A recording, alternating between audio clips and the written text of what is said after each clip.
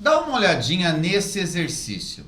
Pega um exemplo clássico aí quando ele fala das manicures, né? Quando retiram o esmalte das unhas de suas clientes, elas usam uma solução removedora à base de acetona. E quando entramos em um hospital, sentimos um cheiro característico de éter.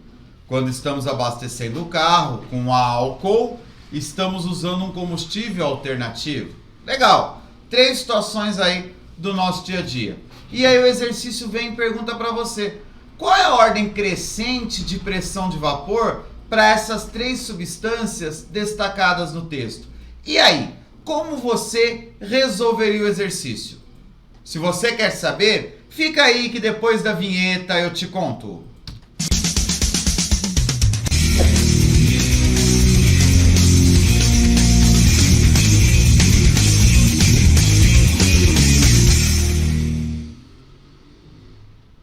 Olá, tudo bem?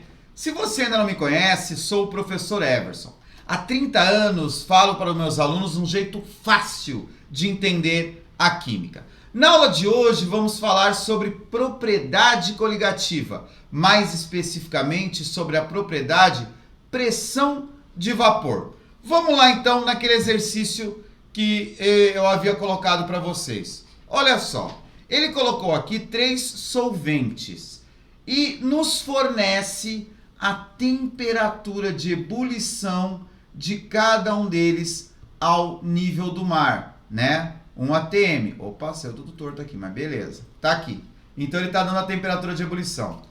Vamos lembrar o seguinte. Ele quer que você coloque em ordem crescente de pressão de vapor. Vamos lembrar que a pressão de vapor, ela equivale àquela vontade do líquido para evaporar, ok? Essa vontade, ela acaba se refletindo também na temperatura de ebulição. Quanto maior a vontade para o líquido evaporar, né? Quanto maior a pressão de vapor, mais fácil, mais fácil para ebulir, porque se ele tem muita vontade para evaporar, é mais fácil para ebulir. Então eu vou ter uma temperatura de ebulição menor. Horas. Então agora eu consigo entender o seguinte: o líquido que tem a maior pressão de vapor é o líquido que tem a menor temperatura de ebulição. E como ele quer ordem crescente, o que eu vou fazer? Vamos lá, vamos começar aqui, maior temperatura de ebulição é desse cara aqui. Opa! Maior temperatura de ebulição. Maior temperatura de ebulição, menor pressão de vapor. É o álcool. Então eu venho aqui nas alternativas, elimino a letra A letra B e a letra E. Fiquei com álcool. Agora eu vou decidir. E eu tenho aqui a acetona com uma temperatura de ebulição maior que a do éter. Lembra disso. Maior temperatura de ebulição é mais difícil ebulir, né? Então quer dizer, a pressão de vapor dele é menor. Então a acetona, que tem temperatura de ebulição maior aqui, é a que tem uma pressão de vapor menor que a do éter. Conclusão, fechamos o exercício.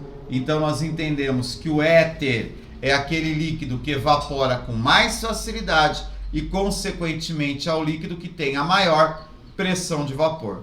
Beleza? Vamos ver se você entendeu? Vamos fazer um outro exercício agora para ver se você realmente entendeu essa história de propriedades coligativas. Olha só, dadas as soluções aquosas de mesma concentração, atenção que aqui ele fala, mesma concentração, quais apresentam,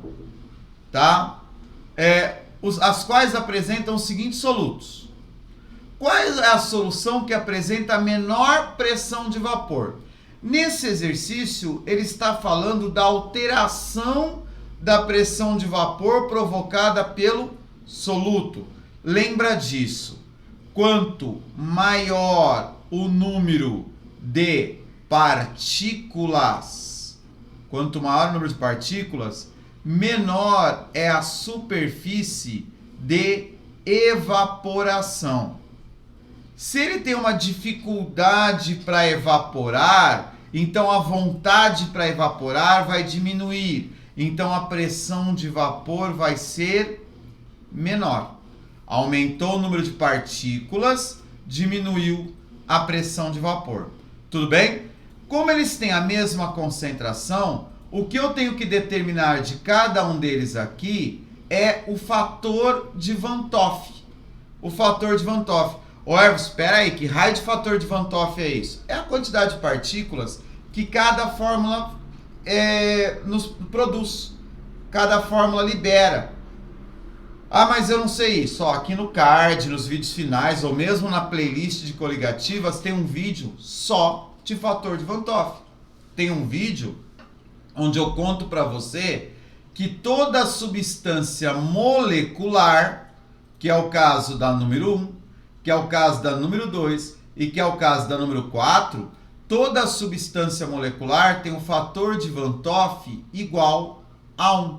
Ou seja, cada fórmula vai equivaler a apenas uma partícula. Composto iônico, que é o caso do 3 e do 5, eu vou ter que contar quantos íons ele tem. Então aqui o nitrato de potássio, ele tem o íon potássio e o íon nitrato. Fator de Van Toff, 2. E o NaCl tem o íon Na e o íon Cl. Fator de Van Toff, 2. Então aquelas soluções que vão apresentar a menor pressão de vapor, ou seja, a menor superfície de evaporação, porque tem o maior número de partículas, são as substâncias. As soluções 3 e 5. Tudo bem? Entendido? Se ainda ficou alguma dúvida, alguma coisa, ó, deixa um comentário aqui embaixo. Vai ser um prazer resolver a sua dúvida. E se você tem alguma sugestão, também faça o seu comentário. Adoro ler os seus comentários. Agora, se você assistiu o vídeo até agora e não é inscrito no canal, tá esperando o quê?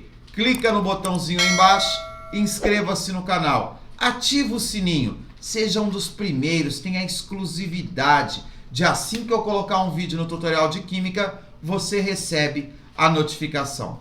Beleza? No mais, bons estudos!